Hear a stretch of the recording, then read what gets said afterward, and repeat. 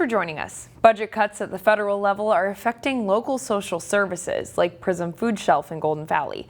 CCX News met with PRISM Food Shelf, which gets emergency food assistance program funds from the federal government.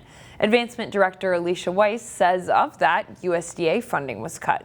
Weiss says it will reduce PRISM's supply by between 1,800 and 2,400 pounds of food. There's still a lot of unknowns. I think there's still a lot of fear that we just don't know. Are things going to get cut? Are they going to get frozen? Will they come back? Will they not? Weiss says they're feeling the effects of the cuts. That's because need is up. Weiss says they serve 30 new families at PRISM every day. In total, they're seeing 500 food shelf visits weekly, and they operate on a first-come, first-served basis. So, hunger is something that, when your cabinets are bare, you're needing food today, tomorrow. It's not something that you can wait 8 weeks or a month to get in to access a food shelf appointment. One of the biggest ways you can help PRISM is through donating. We'll post ways you can do that at ccxmedia.org. Meanwhile, the CEO of Brooklyn Park-based Second Harvest Heartland has announced plans to step down. Allison O'Toole has led the nonprofit since 2019. Second Harvest moved its headquarters to Brooklyn Park 5 years ago. It's become one of the largest food banks in the nation. O'Toole also set what was called a moonshot goal to cut the state's hunger rate in half by 2030. Second Harvest brings in millions of pounds of food a year and distributes it to hundreds of programs across the state. O'Toole will leave her position in June. All Blue Plate restaurants were closed Monday, including 3 Squares in Maple Grove, after a motorcycle crash caused by another driver claimed the life of their longtime co-owner. According to the State Patrol, David Burley was riding on Interstate 94 near Hudson, Wisconsin, when another driver tried to avoid traffic by using the right shoulder. That driver then veered into the right lane and collided with Burley's motorcycle. Burley co-founded 3 Squares and other Blue Plate restaurants. 3 Squares opened in 2008. The State Patrol identified the driver as a 33-year-old Brooklyn Park man. The patrol says alcohol use is a suspected factor and charges against him are pending. A pizza place that first opened in 2019 in Brooklyn Park, Johnny Boy's Pizza, has closed. CCX News stopped by the venue located in the Broadway Square strip mall, where tables and pizza-making equipment have been removed. When we first met the owner several years ago, the store opening had fulfilled a lifelong dream. No reason has been given for the closure. CCX News has not been able to reach the owner for comment. Brooklyn Park lawmakers are proposing a bill that would allocate more than $9 million to expanding the city's community activity center. Representative Hulda Hiltsley is sponsoring the bill in the House. The funding would be used to build gym space with enough room for 3 indoor basketball courts. The city has considered remodeling or expanding the community activity center since 2023. The state previously gave the city $5 million for the project. Earlier plans looked at converting one of the ice sheets at the Community Activity Center into court space. Mayor Hollis Winston said the city now wants to keep the ice sheet while expanding space for other sports. The creation of this multi-court facility will create access for existing basketball, volleyball, and pickleball programs, but also allow for the expansion of those programs that have been inhibited by the lack of available space. The Senate version of the bill is sponsored by Senators Susan Pah and John Hoffman. The restaurant capital of Minnesota now has a new dining option where people can experience the rich culinary traditions of Korea. In this edition of Business Matters, Delane Cleveland takes us inside KPOT, which offers a dining experience that's unique to Maple Grove.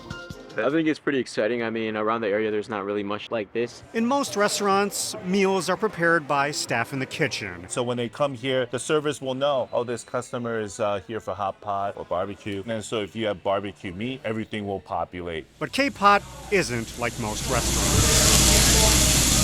Here, the food is cooked right at your table. We're really excited to bring this kind of experience, dining experience, to Maple Grove. Mike Lee is the regional manager of KPOT. His team spent a year renovating this vacant space next to Golden Corral. It's the company's first Minnesota location. Right now, Korean barbecue hot pot is the thing, right? Simply put, KPOT offers a communal dining experience where customers pay a flat fee to order hot pot, Korean barbecue, or both. It's just like online shopping, right? For Hot Pot, you use a tablet to order a soup base and choose from up to 70 different items to put inside your broth. We got beef, we got lamb, we got some lobster balls, we got some fish fillets. So we just gotta dig in and start cooking.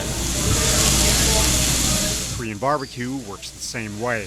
You can choose from up to 40 items that they'll bring out to your table on small plates. Customers can either grill the meat and veggies themselves or have the staff members take care of it.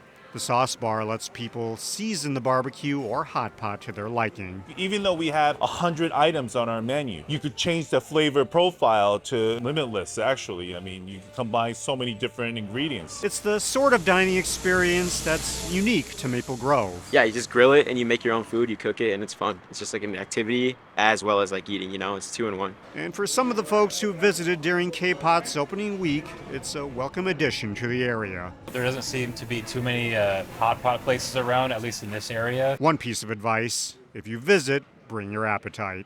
Everyone can come and enjoy us. In Maple Grove, Delane Cleveland, CCX News. For the full hot pot and Korean barbecue experience, the cost is $37.99 per person during dinner.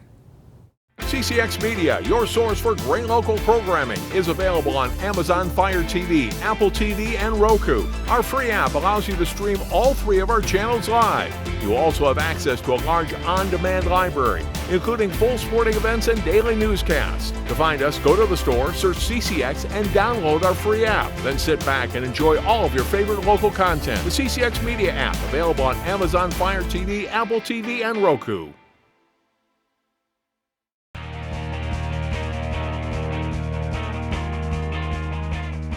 The Totino-Grace baseball team won their program's first ever state championship last year.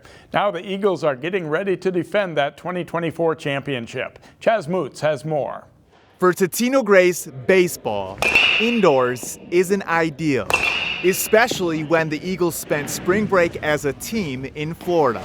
Got the rust off, that was nice, the pitch was dominated. Yeah, it was just like another practice back here at home, but instead we're in sun and nice weather.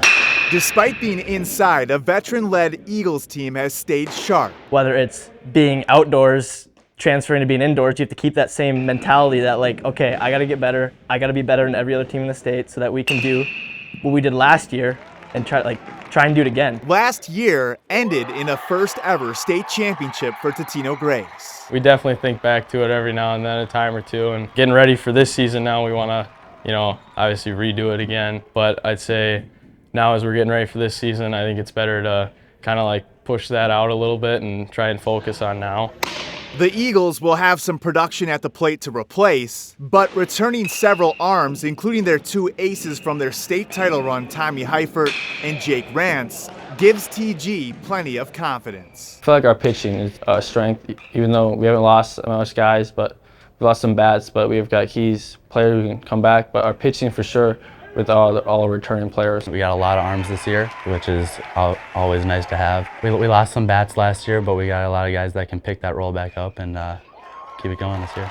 Our past, it's our past. I mean, we haven't talked about it really much all last year. The only time I really remember is when I see a ring on my desk, but right now it's just game by game, play for your boys, and if we make it there, then we'll start dogging it up and start playing hard. In Fridley, Chaz Moots, CCX Sports. The Eagles beat Anoka Saturday in their season opener, and you can see them in action on CCX Tuesday afternoon and on later replays as they play at Armstrong. The Maple Grove baseball team had a lot of young players in the lineup last spring. An experienced bunch is looking to make some noise this season. They're coming off a .500 season with a young club, and expectations will ramp up for the Maple Grove baseball team this spring. They're ranked number 7 in Class 4A's preseason coaches poll. I believe we have a lot of doubters, a lot of parts, but the fact that on 2 different sources there was 6 and then another one we were ranked 7, people believe, at least those people, a few, that we're going to be pretty good this year. We got a good shot at going to state. I think our team has a lot of potential this year. Putting a number on preseason rankings, to me, it doesn't really mean much. The guys see it and it gives them a little confidence, I guess, but it's something that you got to live up to, and we do have high expectations this year. A strong junior class that's already played a lot of varsity ball leads the way. Some of the top guys to watch include shortstop Caden Harney, first baseman pitcher Evan O'Dwyer, and catcher Connor Wilm, along with senior outfielder and pitcher Brody Berglund. The Crimson averaged just over 4 runs per game last season. A decent figure, but they know the hitting attack needs to get better to complement a good defense. I'd say our pitching and defensive staff right now is going to help us win a lot of games. Our bats are going to come alive, I know they will, but that's going to be the weakest point. But I know our pitching is going to carry us through. So we have a bunch of talent on the mound. Got 6 or 7 guys who can really throw the ball, really accurate, bunch of different pitches. All that we need is the hitting. You know, if a lot of if we start getting the bats going in playoffs especially, we can make a deep run. Section 5-4A, which includes last year's state runner-up Mounds View, plus quality teams like Maple Grove, Osseo, and Champlain Park, won't be easy to win. But that's the goal for the Crimson. The Crimson won their season opener Friday against Roseville. They're scheduled to play games Tuesday, Thursday, Friday, and Saturday this week, weather permitting, of course. Find more prep sports games and highlights at ccxmedia.org and follow us on social media.